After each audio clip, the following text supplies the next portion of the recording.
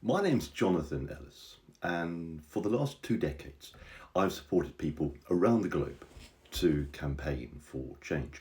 And I've been able to develop a really practical approach to help people campaign for change. So this word campaigning is strange. What do you think of when you hear the word campaigning? You might think of an election campaign, or maybe an advertising campaign, or a fundraising campaign.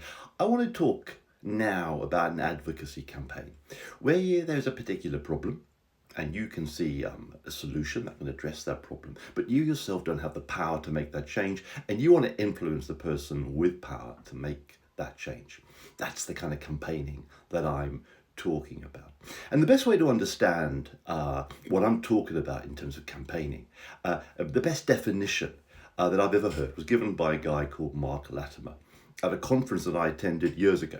And he was asked to explain campaigning. And he said, and I'll never forget this story, as I remember his words, he said, imagine, if you would, a small girl at home in her kitchen with her mother. And the audience thought that he'd misheard the question. He goes, no, bear with me. The little girl's got a problem. She can feel in her tummy that she's hungry, but she knows on the top shelf of the kitchen there's a cookie jar. The solution to her problem is to get a cookie. She knows a person who's got the power to give her a cookie is her mum. So she tries the direct approach. She goes, Mum, can I have a cookie? And the mum goes, no, you can't have a cookie. She thinks and she goes, Mum, you gave me a cookie yesterday. So she's using historic precedent. She's a clever girl, this one. Her mum goes, no, you can't have a cookie. Again, she pauses and thinks and goes, Mum, but he gave my little brother a cookie. Her mum goes, no, you can't have a cookie. So again, she thinks, and then she runs next door into the lounge where her dad's watching TV. And you guessed it, she goes, Dad, Mum won't give me a cookie.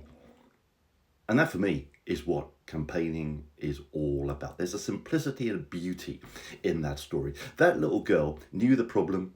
She knew the solution to her problem. She knew who had the power to make the change she wanted to see. And the best thing about this story for me, is her persistence. She tried something, she failed, she reflected, she learned, she tried something again. That's basically campaigning. And I think when you're campaigning, a real challenge is to think, what is your cookie? So stay connected, because I want to share some more practical tools to help you campaign for change.